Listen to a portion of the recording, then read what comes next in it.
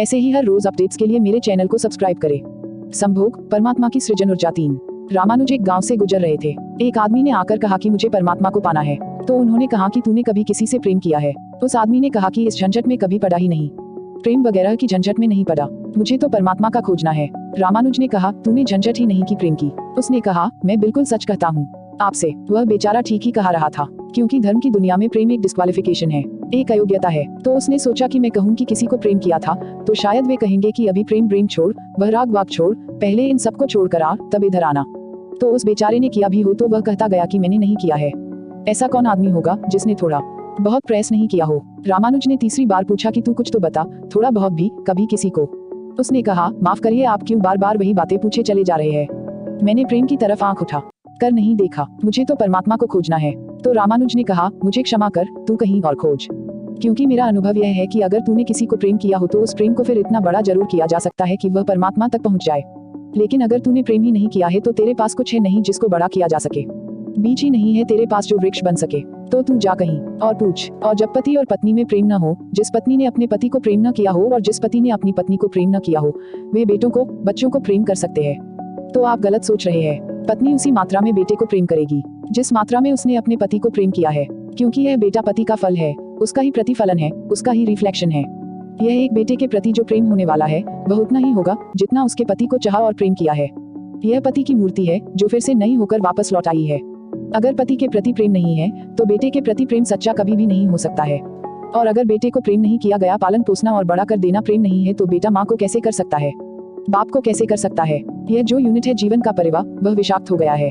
Sex को दूषित कहने से, कंडेम करने से, निंदित करने से, और परिवार ही फैलकर पूरा जगत है, विश्व है। और फिर हम कहते हैं कि प्रेम बिल्कुल दिखाई नहीं पड़ता है।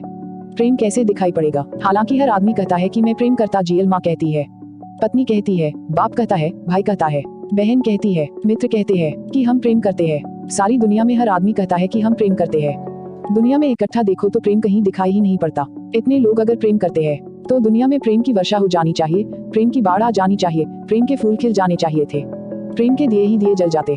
घर घर प्रेम का दिया होता तो दुनिया में इकट्ठी इतनी प्रेम की रोशनी होती कि मार्गानंद उत्सव से भरे होते। लेकिन वहाँ तो घृणा की रोशनी दिखाई पड़ती है, क्रोध की रोशनी दिखाई पड़ती है, युद्धों की रोशनी दिखाई पड़ती है। प्रेम का तो कोई पता नहीं चलता। झूठी है यह बात, और यह झूठ जब तक हम मानते चले जाएंगे, जब तक सत्य की दिशा में खोज भी नहीं हो सकती। कोई किसी को प्रेम नहीं कर रहा, और जब तक काम के निसर्ग को परिपूर्ण आत्मा से स्वीकृति नहीं मिल जाती है, तब तक कोई किसी को प्रेम कर ही नहीं सकता। मैं आपसे कहना चाहता हूँ कि काम दिव्य है, डिवाइन है। सेक्स की शक्ति परमात्मा की शक्ति है, ईश्वर की शक्ति है, और इसलिए तो उससे ऊर्जा पैदा होती है और नए जीवन विकसित होते हैं। वही तो सबसे रहस्यपूर्ण शक्ति है, वही तो सबसे ज्यादा मिस्टीरियस फोर्स है। उससे दुश्मनी छोड़ दें। अगर आप चाहते हैं कि कभी आपके जीवन में प्रेम की वर्षा हो जाए तो उससे दुश्मनी छोड़ दें, उसे आनंद से स्वीकार करें, उसकी पवित्रता को स्वीकार करें, उसकी धन्यता को स्वीकार करें और खोजें उसमें और गहरे तो आप हैरान हो जाएंगे।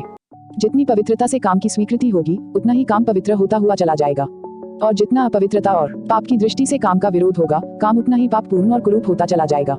जब कोई अपनी पत्नी के पास ऐसे जाए जैसे कोई मंदिर के पास जा रहा है, जब कोई पत्नी अपने पति के पास ऐसे जाए जैसे सच में कोई परमात्मा के पास जा रहा हो, क्योंकि जब दो प्रेमी काम से निकट आते हैं, जब वे संभोग से गुजरते हैं, तब सच में ही वे परमात्मा के मंदिर के निकट से गुजर रहे हैं।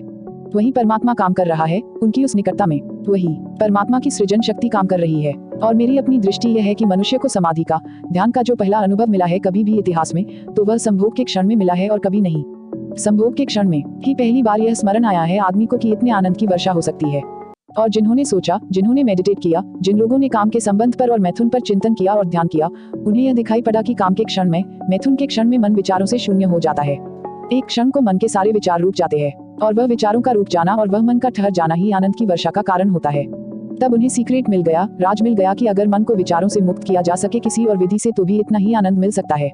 और तब समाधि और योग की सारी व्यवस्थाएं विकसित हुई, जिनमें ध्यान और सामायिक और मेडिटेशन और प्रेयर, प्रार्थना, इनकी सारी व्यवस्थाएं विकसित हुई। इन सब के मूल में संभोग का अनुभव है। और फिर मनुष्य को अनुभव हुआ कि बिना संभोग में जाए भी चित्त शून्य हो सकता है। और जा रस की अनुभूति संभोग में हुई थी, वह बिना संभोग के भी बरस सकती है। फिर संभोग क्षणिक हो सकता है, क्योंकि शक्ति और ऊर्जा का वहाँ बहाव और निकास है, लेकिन ध्यान सतत हो सकता है। मैं आपसे कहना चाहता हूँ कि एक युगल संभोग के क्षण में जिस आनंद को अनुभव करता है, उस आनंद को एक योगी 24 घंटे अनुभव कर सकता है। लेकिन इन दोनों आनंद में बुनियादी विरोध नहीं है, और इसलिए जिन्होंने कहा कि विषयानंद और ब्रह्मानंद भाई भाई है, उन्होंने जरूर सत्य कहा है। वह सहोदर है, एक ही उदर से पैदा हुए हैं, एक ही अनुभव से विकसित हुए हैं। उन्होंने निश्चित ही सत्य कहा है। पहला सूत्र आपसे कहना चाहता जीएल अगर चाहते हैं कि पता चले कि प्रेम क्या है तो पहला सूत्र है काम की पवित्रता, दिव्यता, उसकी ईश्वरीय अनुभूति की स्वीकृति होगी। उतने ही आप काम से मुक्त होते चले जाएंगे। जितना अस्वीकार होता है उतना ही हम बंधते हैं। जैसा वह फकीर कपड़ों से बंध गया था, जितना स्वीकार होता है उतने हम मुक्त होते हैं। अगर परिपूर्ण स्वीकार है, टोटल एक्सेप्टेबिलिटी है जीवन की, जो निसर्ग है उसकी, तो आप नास्तिक मैं उनको कहता हूँ जो जीवन के निसर्ग को अस्वीकार करते हैं, निषेध करते हैं। यह है, बुरा है, पाप है, यह विष है, यह छोड़ो, वह छोड़ो। जो छोड़ने की बातें कर रहे हैं वही नास्तिक है। जीवन जैसा है उसे स्वीकार करो और जियो उसकी परिपूर्णता में। वही परिपूर्णता रोज रोज सीढ़ियां ऊपर उठती जाती है। वही स्वीकृति मनुष्य को ऊपर ले जाती है और एक दिन उसके दर्शन होते हैं जिसका काम में पता भी नहीं चलता था। काम अगर कोयला था तो एक दिन हीरा भी प्रकट होता है प्रेम का। तो पहला सूत्र यह है। दूसरा सूत्र आपसे कहना चाहता हूँ, और वह दूसरा सूत्र संस्कृति ने, आज तक की सभ्यता ने और धर्मों ने हमारे भीतर मजबूत किया है। दूसरा सूत्र भी स्मरणीय है क्योंकि पहला सूत्र तो काम की ऊर्जा को प्रेम बना देगा और दूसरा सूत्र दीवार की तरह रोके हुए है उस ऊर्जा को। बहने से वह बह नहीं पाएगी। क्रमशः अगले अंक में सुने। ओशो। मेरे चैनल को सब्सक्राइब करें और दोस्तों से शेयर करना मत भूलें। आपका दिन शुभ हो। धन्यवाद।